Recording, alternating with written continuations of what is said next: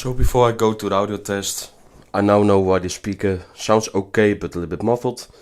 So this model, or Raycon, has decided to use it without tweeters, because you can clearly see there are like cutouts or spare places for tweeters. Like it's just missing something. But yeah, let's just go to a bass test and see how it looks.